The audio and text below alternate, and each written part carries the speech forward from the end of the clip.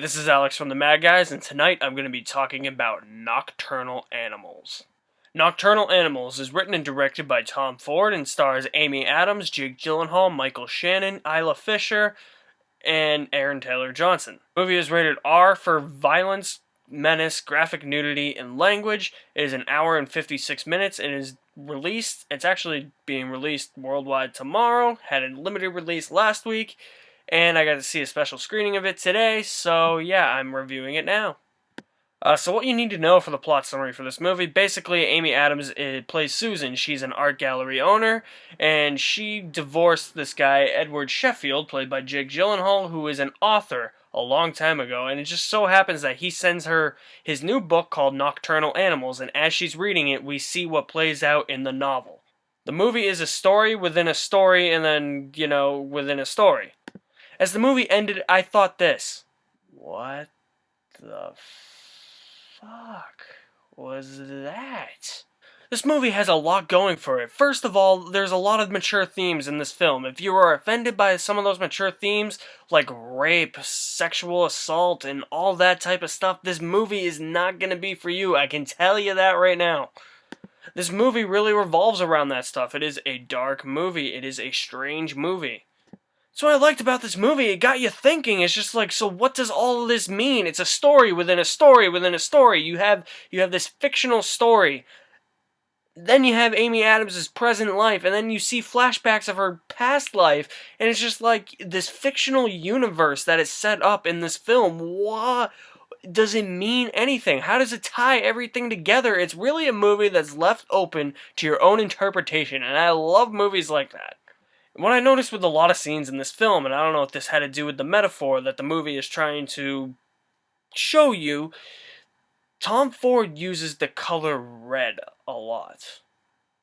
And it's funny because I just so happen to have red on my shirt.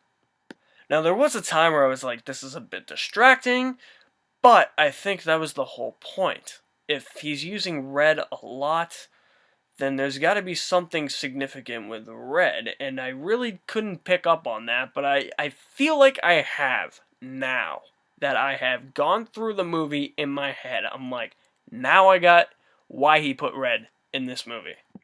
Now, yes, this film is just strange. This is a film that you really have to analyze. You really have to sit down and pay attention, because if you miss anything, you pretty much miss what the movie's trying to show you.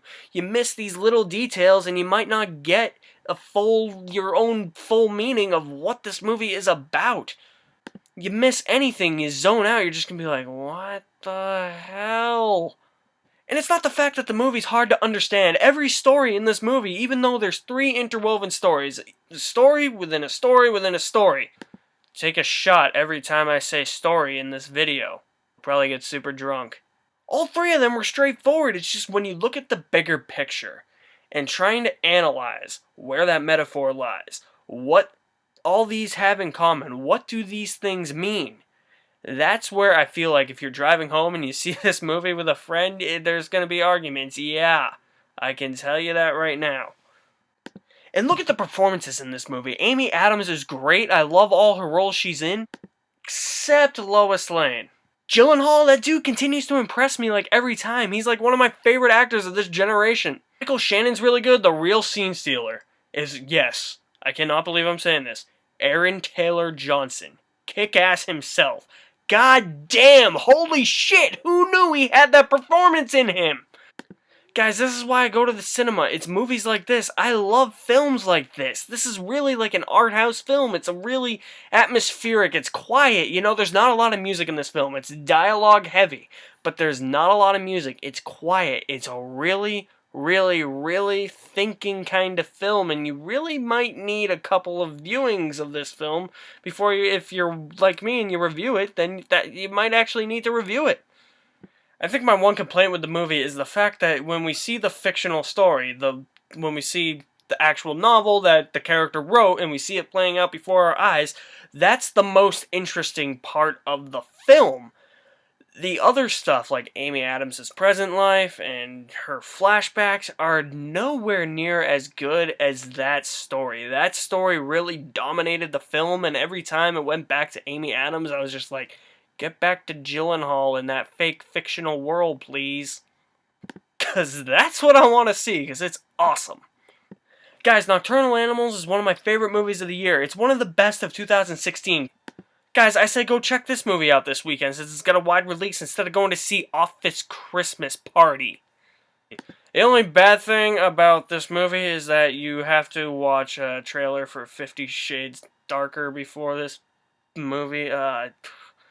Yeah, if you can sit through 2 minutes of that bullshit, like I did, you got dedication. Guys, Nocturnal Animals is cinema. I loved it. This is why I love movies. This is why I could. This is why I have all this shit in back of me, because it's awesome. Go and see Nocturnal Animals. Definitely recommend it. Highly recommended. If you like this, you can follow us on Twitter, like us on Facebook, and if you're on YouTube, hit the big red subscribe button and go insane for the Mad Guys.